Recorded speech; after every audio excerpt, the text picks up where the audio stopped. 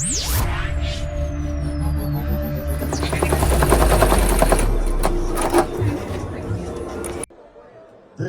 nos fronts.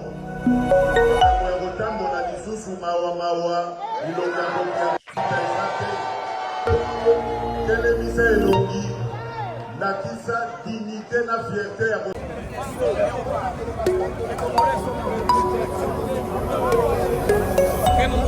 Vous allez voir le match aujourd'hui entre la RDC et le Portugal. Allez-y, Malombo Kayo. Ok, ndeko malamu yaliboso na peso no merci pour depuis na découvrir yo na komina kimia na motema pour na ba information. Donc Avec du mag, tout à tous, bonjour, salut, bienvenue dans ce mag d'Action Clara avec BM. C'est une joie, un très grand plaisir de savoir nombreux que vous êtes connectés papier en train de suivre le mag de par le monde.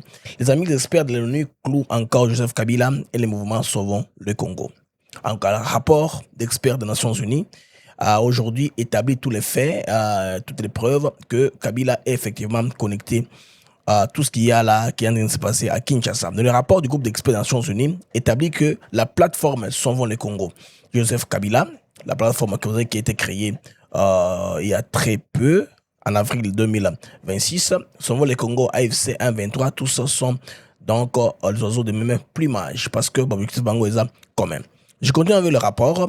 Dans le rapport établit que la plateforme Sauvons le Congo de Joseph Kabila a appelé à un mouvement de soulèvement populaire dont les objectifs, en tout cas, correspondent avec ceux de l'AFC 123. Alors, il documente les visites répétées de Joseph Kabila dans les zones contrôlées par le groupe armé, les groupes armés depuis mai 2026-25, ainsi que des réunions avec les hauts responsables. Alors, les rapports notent que cette visibilité semblait... le rapport note que cette visibilité, n'est-ce pas, semblait destinée à occulter les rôles du Rwanda en accréditant le récit d'un mouvement congolais, une affaire des Congolais, donc répondant aux problèmes entre Congolais, mouvement congolais, donc pour congolaiser les mouvements. Alors il relève par ailleurs que la montée en puissance de Moïse Nyalugabo, ancien sénateur et membre clé du cercle proche de Kabila, qui a signé le communiqué final du second conclave de Sauvons le Congo, Sauvons la RDC, en avril 2026, en qualité de coordonnateur et secrétariat technique et membre fondateur. Les amis, en tout cas, bakabilistes, Bilaki Bango Bikoki, parce que ici c'est un rapport onusien qui établit les faits, rapport onusien qui établit que Sauvons le Congo et AFC M23, tous sont les mêmes. Donc C64 aussi n'est pas épargné parce que ils sont ensemble dans ce qui demande le mouvement de soulèvement à Kinshasa. Alors on signale aussi que des tensions internes persistent toutefois. Alors si Nanga et Kabila ambitionnent la prise du pouvoir à Kinshasa, la majorité des dirigeants de l'AFC de M23 s'y opposent, préférant consolider leur contrôle sur le nord et le sud Kivu. Donc ensemble, ce que cela veut dire, c'est quoi après ce rapport des Nations Unies? Il est clair que un grand groupe, n'est-ce pas, des gens qui sont liés au Rwanda directement, ils veulent seulement garder le Kivu comme zone d'influence. Ils sèment un peu le chaos, comme ça, et désolation. Comme ça, ils peuvent commencer à piller les ressources minières. En attendant, ils jouent sur la montre, pensant qu'ils veulent directement tirer le temps que Trump ne puisse céder les fauteuils à quelqu'un d'autre, qu'on voit si on peut manipuler encore, leur appeler les intérêts pour que la prédation puisse continuer.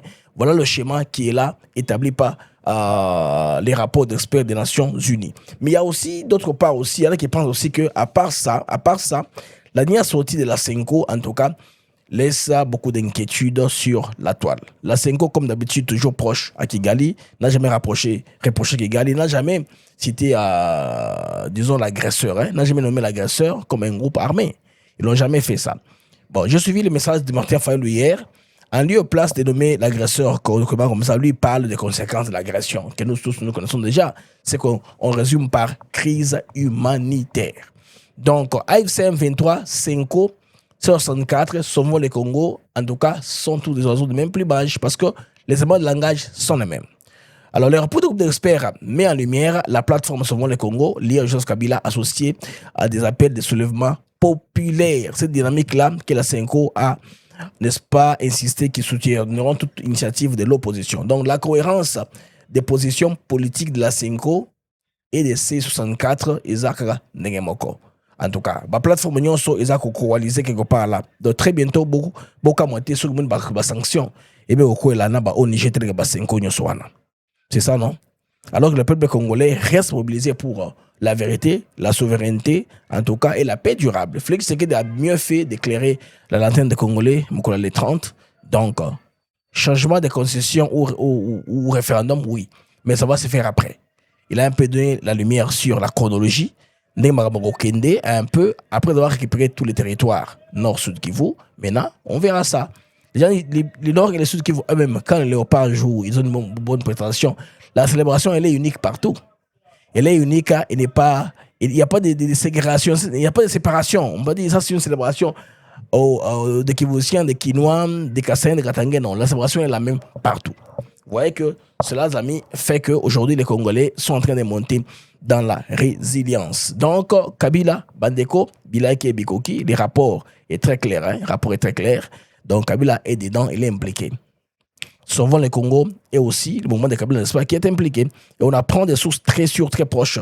Il y a un investigateur des Nations Unies qui a un remaniement qui est en cours au sein du mouvement AFC M23. On veut remplacer Maître Kabila, lui-même à la tête de ce mouvement-là, et à Kontolango Yemoko, comme les rebelles en chef. Les rebelles en chef vont prendre le règne du mouvement. Donc, plus temps de se cacher. Alors, comme nous parlons des Nations Unies, les amis, vous savez que ça fait 30 ans, Mgola Lelo, 30 ans en tout cas, Mgola Lelo depuis RDC, à Tikal Kozwa présidence, n'est-ce pas, il y a Conseil de sécurité et Nations Unies. Ça, c'est une très grande première. Mais, ce que vous remarquez très bien, on dirait une sorte de coïncidence par rapport aux événements qui sont en train de se passer en RDC. Les Arabes à 30-30, 30-30. Si vous remarquez très bien, c'est 30 ans après que Air Congo et Zonginzela à Bruxelles. 30 ans après, Nations Unies, les RDC prend les règnes du Conseil de sécurité des Nations Unies. C'est un très grand tournant. Parlons du Conseil de sécurité des Nations Unies. Alors, la RDC prend la présidence du Conseil de sécurité. 30 ans après les guerres qui ont profondément déstabilisé le pays, la RDC assume pour un mois la présidence tournante du Conseil de sécurité des Nations Unies. Certes, cette présidence est rotative et ne confère pas des pouvoirs supplémentaires, mais elle offre à Kinshasa une tribune diplomatique importante pour inscrire certaines priorités à l'ordre du jour, notamment les questions de paix, sécurité et de souveraineté. Vous voyez que nous sommes toujours là pour rappeler. Au four et au moulin, nous sommes là-bas, nous sommes dedans. Même si on n'a pas carte blanche, mais on a quand même là, non? On décide de l'agenda. C'est nous qui présidons de toutes les façons. Donc, le Congo va rayonner quand le nom sera mentionné. Alors, pour un pays longtemps perçu comme objet de décision internationale, présider les travaux du Conseil revêt une forte portée symbolique. Nous sommes habitués aux conséquences, à subir. Maintenant, quand on dirige, c'est une portée symbolique très, très importante. Hein, les amis? Quand on dirige ces affaires, c'est très important. Au niveau de la symbolique, on va diriger les Conseils de sécurité des Nations Unies. D'ailleurs, vous savez que les Nations Unies ont renouvelé le régime de sanctions sur la RDC. Ce n'est pas contre la RDC comme république. Ce n'est pas contre le gouvernement congolais, non. Ce sont les groupes armés qui sont en RDC, ils sont frappés d'embargo. Toute personne qui leur vend les armes ou toute personne qui trafique les armes avec eux sera poursuivie à l'international. C'est ce que cela veut dire, les amis. Ce n'est pas que Kinshasa, les sanctions ont été renouvelées. J'ai vu beaucoup de gens crier dans tous les sens, surtout les journalistes proches de Kigali comme Steve Wemby et les autres, écrire que non, la RDC, les sanctions, le régime de sanctions, ils ont mis des sous-sous. C'est que ceci, on n'a rien fait sur le plan diplomatique, nous sommes des écarts au non, ce n'est pas ça. Donc, je vous lis une publication qui dit ceci, qui éclaire la situation des sanctions de l'ONU. En tout cas, il faut tirer attention aux fausses interprétations au Batobaku, qu'on interprète à tort et à raison. La récente reconduction du régime des sanctions de l'ONU ne constitue pas une nouvelle restriction contre la RDC, comme je le dis. Depuis fin de l'année 2022, Kinshasa n'a plus soumis n'est plus soumis à l'obligation de notifier l'ONU pour ses achats d'armes. La RDC peut donc acquérir les équipements militaires conformément au cadre en vigueur. Le régime de sanctions renouvelé vise principalement les groupes armés, notamment les M23, les EDF, ainsi que les réseaux impliqués dans le trafic illicite des ressources naturelles et financement des conflits dans l'Est de la RDC. Je pense que nous sommes maintenant clairs. Dans son explication à des votes, quand on votait les dites mesures, les États-Unis ont réaffirmé que l'objectif est de tarir les flux financiers, logistiques et commerciaux qui alimentent les groupes armés et non de limiter les capacités de défense de la RDC. Donc, dans ce contexte-là, la bataille de l'information, amis, ainsi que elle est très importante parce qu'il faut légaliser à celle qui est sur terrain pour que Bakongo va informer, va comprendre pour que les Cambo Oyo, il y a la communauté internationale et la portée à confusion. Il y en a qui font exprès, qui donnent cette mauvaise information-là, cette fausse publicité-là, de dire que non, les Nations Unies sur lesquelles vous connaissez d'ailleurs, vous avez présidence, vous avez un membre non permanent, voilà que on vous renouvelle les sanctions. Non. Il n'y a aucune sanction qui a été renouvelée contre la RDC comme pays, mais c'est contre les groupes armés. Les groupes armés EDF, M23, AFC. Ces groupes-là, des sanctions, n'allaient pas sur le gouvernement congolais. Mais je pense que bien que là, les amis, on se comprend au moins, parce que ça porte à confusion, dans mon que ça va dans tous les sens. Les gens sont en train de tweeter, ça est comme ça, dire vous mettez ma boue, que beaucoup de conseils des Nations Unies, alors que vous avez de l'autre côté affaibli par la sanction. Non, ce n'est pas ça. Le Congo peut faire des shopping comme il veut, il peut acheter autant d'armes, de drones comme il peut à l'international. Ce sont les groupes-là, comme ils opèrent dans la zone RDC, qui sont concernés. Mais les amis, d'autres informations très bonnes, très bonnes, c'est le lancement de Air Congo. Les amis, Air Congo, nous venons d'acquérir un nouvel appareil. Vous voyez là, Air Congo, c'est une compagnie qui a c'est une Juvi, une Joint Venture des capitaux congolais à 51% et éthiopiens. Très bien. Hier, c'est l'aéroport de Njili, là où on a reçu cet avion-là, que vous voyez là sur les pages de la présidence, la primature du ministère du transport, dirigé par Jean-Pierre Magombo. Vous voyez là l'aéroport, l'avion est en train d'arriver. Il y a souvent des traditions de bénir l'avion comme ça, un baptême par des véhicules des pompiers. Donc c'est un Boeing 787A. C'est un grand appareil qui peut prendre entre 360 à 380 passagers. Cet avion-ci va faire la ligne de Bruxelles. Parce que nous parlons Bruxelles, venons-en, amis, à ces symboliques-là. Aujourd'hui, la date du 1er juillet, beaucoup de choses se réalisent à l'RDC.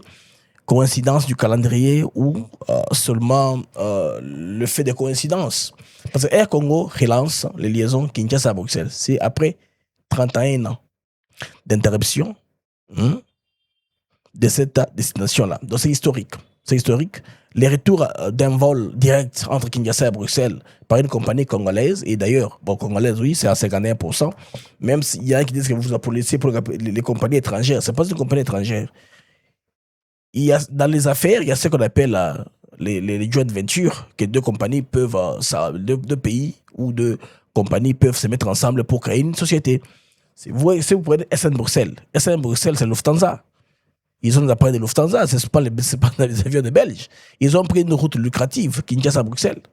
Ils font beaucoup d'argent, Kinshasa-Bruxelles, cette route-là.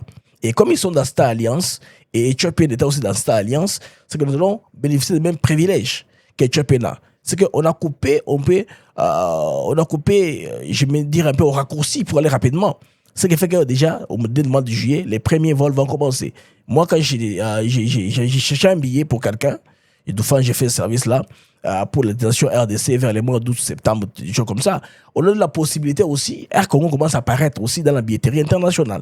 Vous voyez, parce que nous sommes dans cette alliance, comme à Éthiopienne, comme il y a Rwandais, toutes ces compagnies aériennes que vous savez, qui font le tour du monde. Donc, nous sommes aussi, c'est intéressant, si même vous enquêtez un peu dans la compagnie qui est de la Tanzanie, par exemple, vous allez vous rendre compte qu'ils ont quelque part quelqu'un auquel ils sont associés, soit ils sont en leasing, soit ils sont en leasing, c'est location ou location-vente. De toute façon, les compagnies s'arrangent comme ça. Donc, si les Congos les font, ce n'est pas qu'il manque de capacité pour relever quoi que ce soit, non. Bandeko Boeing One et comme Beta, c'est là à Bruxelles. Très bien pour les Congolais. C'est là, en tout cas, après 31 ans d'interruption, que nous avons. C'est très très intéressant. Donc, cette liaison peut renforcer les échanges économiques, faciliter les déplacements de la diaspora, soutenir le tourisme d'affaires et témoigner d'une volonté de redonner une visibilité internationale au pavillon congolais. Donc, le défi sera désormais d'assurer la régularité, et puis de ne pas avoir des problèmes, la sécurité, la compétitivité aussi, parce que nous ne sommes pas les seuls à desservir cette ligne-là. Il y a Ethiopian qui continue à aller, il y a les compagnies de l'Europe, Air France, Bruxelles qui vient, des compagnies qui vont s'ajouter davantage dans cette aventure-là. Donc, Air Congo, les amis, bravo pour cette initiative-là. Alors, le temps qu'on a vu, les amis, avait à son bord le chef de l'État, le couple présidentiel, qui est allé visiter la rotonde de l'aéroport de Njili International. Ça a été renouvelé pour arriver dans les normes, n'est-ce pas, à bien faire une bonne prise en charge, n'est-ce pas, des passagers qui quittent la RDC à d'autres destinations locales, tout comme internationales.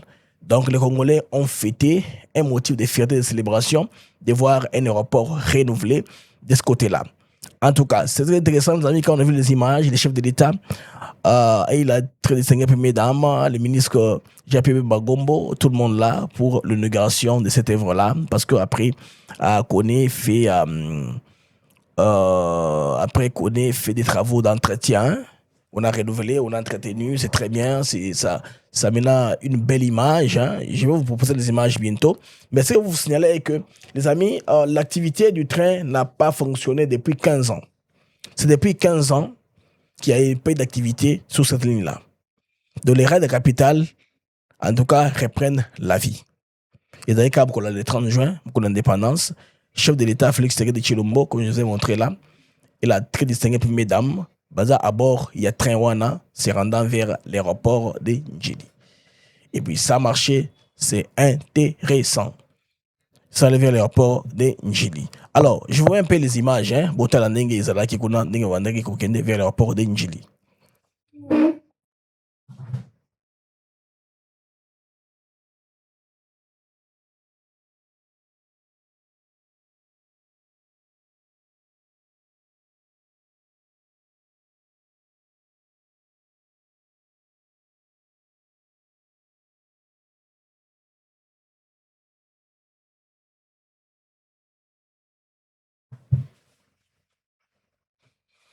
Là, vous voyez les images, c'est le chef de l'État qui se rend vers l'aéroport d'Njili. On lui montre comment ça sera. Ça, c'est une très belle occasion. Après avoir pris le train, là, maintenant, ils sont en train de voir comment cela va aller. Bon, plus tard, on parle aussi qu'on va aussi mobiliser le train du côté qui tombe au magasin pour que la ligne soit complète. Là, c'est le chef de l'État et la première dame à l'aéroport en train de recevoir les explications des managers de cette infrastructure-là de taille. Vous comprenez que là, maintenant, nous aurons beaucoup d'espace, ça sera moins présentable avec la rotonde. Ça sera surtout quand on voyage à l'international, même localement, avec le marquoir, un aéroport qui parle, qui donne des signes, des indicateurs, pas trop comme c'était un peu trop serré comme avant. Les gens vont quand même respirer. Ils seront dans de bonnes conditions avant de prendre leur vol. Ils ne vont pas se fatiguer. Vous voyez que c'est très important. Donc, ces éléments-là ont tous eu lieu le même jour, disons, le 30. Vous voyez, ça, c'est une sécurité robotisée. Là, c'est l'innovation technologique à l'aéroport international de Njili. C'est que nous ne sommes pas en retard. L'épée n'est pas en retard par rapport aux autres qui semblent avancer. Ce qui m'a un peu intrigué, j'ai vu aussi des images qu'on m'a proposées, des hélicoptères au-dessus là pour, n'est-ce pas, accompagner les cortèges présidentiels. C'est que la sécurité a été augmentée compte tenu des menaces qu'il y a dans le pays. Parce que, comme le rapport des experts de l'ONU nous a indiqué ici, donc le mouvement Sauvons le Congo veut créer un soulèvement populaire à Kinshasa. Donc, ils ont les mêmes objectifs que la FCM23 qui a pris les armes pour aussi chasser Tshisekedi du pouvoir. C'est la même chose. Le mouvement a dit qu'ils appellent à un soulèvement, une marche qui va aboutir à un soulèvement pour chasser Tshisekedi du pouvoir. Donc, c'est la même chose. C'est pourquoi la sécurité a été augmentée à ce stade-là. Vous avez des hélicoptères dans les cieux. Donc tout ceci a coïncidé avec la célébration des 66 ans de l'indépendance de la RDC. Les amis, la CENCO risque aussi beaucoup. La CENCO risque plus parce que les rapports de l'ONU, si on ne tire pas très attention, très bientôt, la CENCO sera citée maintenant. Jusqu'à présent, on a cité que l'AFC M23, mais très bientôt, la CENCO sera citée. Alors, l'AFC M23 risque d'être chargé de crimes de guerre. Tenez les amis, ils ont déplacé du matériel militaire dans une ambulance. Comme vous voyez là, par convention internationale, même si vous voyez le véhicule de Croix-Rouge, il y a un signe qui est clair, hein, il n'y a pas d'armes dans ce véhicule. Hein, les 4x4 là, les jeeps. Mais là, c'est une ambulance. Vous voyez là, l'AFC M23 a pris les drones pour les installer, pour bombarder, et puis prendre le communiqué plus tard, bidon, disant que Kinshasa est en train de bombarder la population, et puis on fait des marches. Hein. On va faire une marche à Minembwe, on va prendre les civils là, comme ça innocents, on met au devant pour dire stopper le bombardement. On stoppe le bombardement pour attaquer l'ennemi, pas pour tuer la population. Et ils sont en train de faire croire au monde que Kinshasa comme ça va en guerre. Oubliant que tous ces coordonnées-là, les drones sont des appareils volants. Quelque part, il y a des coordonnées qui vont quelque part. On sait voir quelqu'un ne s'est fait. C'est une guerre du narratif un peu pour montrer à l'opinion que le mouvement congolais, alors qu'il se défend, est irresponsable. Le dernier paragraphe du rapport des experts des Nations Unies a clairement dit que la RDC était en droit de s'armer comme elle voulait et ne pas acheter les armes. Les régimes de sanctions, c'est contre le mouvement là qui sont opérants en RDC, dont l'AFC M23 et les ZDF. Je pense que là, on se comprend très bien, donc confusion et zalaté. Donc, bateau, ils vont risquer beaucoup. Et vous voyez, là, bon, vous allez voir des sanctions de Rokoya aussi pour utilisation de Bango, il y a Armewana ou Isa Mabe. Donc, dans le ciel, quand on a fait Basseno et Bandeko, on a vu objet volant et ça Koboaka bombe. Hein, on a vu ça a été vécu il y a 2-3 jours. Moi j'ai au Moniwana, donc Koboaka bombe na kuna niveau il y a est la RDC. Alors les amis, vous avez compris que ici la RDC après 66 ans d'indépendance, ça vaut la peine de garder le cap, tourner les bossos. Félix Tshisekedi a été clair dans le message du 30. On veut le référendum, mais pas en précipitation. C'est un message qu'il a donné directement à son camp pour que les gens comprennent comment contrôler les narratifs. Parce qu'à un moment, ça commence à énerver. Hein. Les gens disent tout changer en encore. Alors, sans donner toute explication, ça donne un peu le tour de l'attention et l'opposition pour l'occasion pour dire pas de changement de la constitution, hein, alors que l'intention qui était là, par le process qui s'est fait au niveau de 2 chambres du Parlement, c'est doter le pays d'une loi qui n'était pas existante avant. Cette loi n'existait pas avant. On a maintenant un outil qu'on peut utiliser au cas des référendums. Ça ne se verra que quand on aura récupéré toutes les zones. Les moyens sont mis, je pense, en marche pour que cela puisse se passer comme ça. Et nous espérons très bien que d'ici la fin de l'année, nous serons fixés sur le référendum et sur la Constitution. Nous serons tous fixés au lieu de jeter les pays pendant ce temps-ci, alors que le manager dit court encore. Alors, nous allons en Afrique du Sud rappeler des amis avant tous les associés Moussoussou. Ça, c'est le mouvement qu'on appelle Match and Match. Les mouvements des Sud-Africains là, qui ont donné hier l'ultimatum du 30 juin à tous les étrangers non documentés de quitter. Les amis, ça crée du tollé, des ordres dans l'Afrique du Sud. On commence à m'attaquer bien les locaux, surtout si vous ne parlez pas Zoulou. On vous prend pour un étranger, malheureusement. Alors, selon ce reportage ici en français, là où les groupes de Manawit sont évacués des Durban. Ces immigrés ont déjà empaqueté toutes leurs affaires et un jour avant la date fatidique, montent dans les bus. Direction l'extrême nord du pays, puis leur pays, le Malawi. Illégaux ou pas, ils sont menacés de mort ici à Durban. Ces gens d'ici, les locaux, ont promis de tuer le 30 juin. Moi, l'endroit où je vivais n'était pas sûr parce que c'est un quartier où les gens sont zoulous. Alors chaque jour, quand je me réveillais et que j'essayais d'aller à la petite boutique pour acheter quelque chose à manger, ils nous harcelaient, ils nous menaçaient de nous tuer et de nous faire du mal. De nombreux étrangers de la ville avaient fui leur quartier ces derniers jours face à la recrudescence des menaces. Certains dormaient devant les institutions publiques comme s'ils pouvaient être protégés. Nous savons que nous ne sommes pas en sécurité. Ils préparent quelque chose qui est très très grave pour nous. Mais nous continuons à espérer que le gouvernement a encore la possibilité de mettre fin à ces rumeurs, de mettre fin à ces criminels, de mettre fin à cette afrophobie. C'est comme ça qu'on l'appelle. Ainsi, les autorités pourront nous protéger puisqu'elles en ont le devoir. Le 30 juin est la date limite annoncée par des mouvements xénophobes anti-migrants, dont le plus important, March and March, est née à Durban, justement, la grande ville de l'Est de l'Afrique du Sud. Cette femme à la casquette, Jacinta Ngobese Zuma, en est à l'origine. Ici, à Pretoria, en avril, elle résumait le sentiment général de son mouvement. En tant que peuple sud-africain, nous sommes lassés des immigrés illégaux qui ont afflué dans notre pays par millions. En réalité, personne ne sait combien d'entre eux circulent ici sans papier. Des migrants accusés de voler le travail des Sud-Africains, d'augmenter la criminalité. Et les manifestations se multiplient contre les étrangers, illégaux ou nous, comme ici à Soweto, l'immense quartier au sud-ouest de Johannesburg.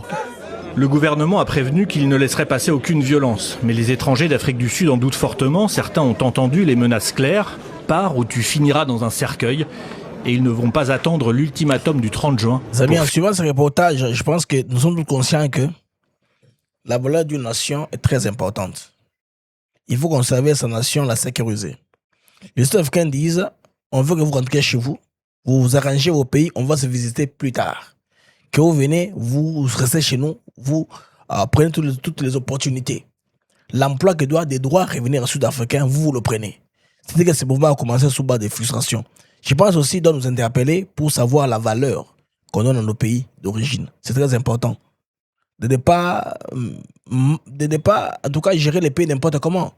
Vous gérez mal le pays et quand vous avez besoin d'un service quelconque, vous allez le chercher chez quelqu'un d'autre ailleurs. Il y en a qui vont se faire soigner en Ouganda, il y en a qui vont se faire soigner au Kenya, alors qu'ils sont en responsabilité au niveau de la RDC. Ce n'est pas normal. Donc, il faut doter les pays de tous les moyens possibles. Sinon, on est qu'en Afrique du Sud à interpeller Bissau. Parce qu'un mouvement comme ça, bon, c'est pas tout le monde qui partira, mais la majorité des gens seront affectés quelque part aussi. Vous voyez que c'est une interpellation de la part des Sud-Africains qui ont aussi droit, n'est-ce pas, à réclamer des droits de leur pays, parce qu'ils trouvent que les étrangers sont tellement nombreux, ils prennent toutes les opportunités en ouvrant les business, en prenant des jobs, aussi en impactant les marchés de l'emploi. Parce que tellement qu'il y a beaucoup de gens qui sont non documentés, qui travaillent, cela fait que le marché de l'emploi maintenant va baisser. Les SMIG sera très inférieur par rapport à un marché où la compétitivité est là et tout est fait en bonne et due forme. Vous savez que c'est pourquoi ils tirent à ce que les étrangers partent chez eux, que leur pays soit libre, qu'eux-mêmes restent gérer leur pays et tout ce qui s'ensuit se verra plus tard. Les amis du MAG, c'était la fin de cet enregistrement. Nous allons rentrer plus tard pour le direct. On avait un petit souci pour la connexion qui nous a un peu trahis. Au revoir les amis et à plus tard.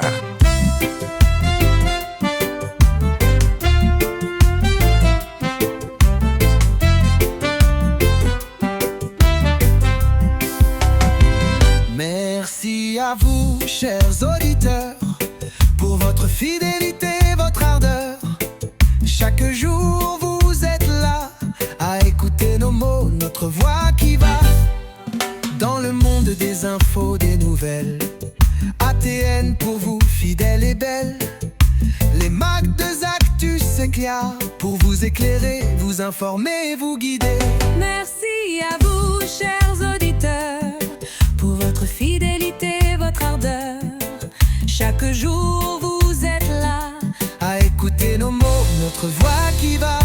Des sujets variés, des débats passionnés, des invités de choix, des moments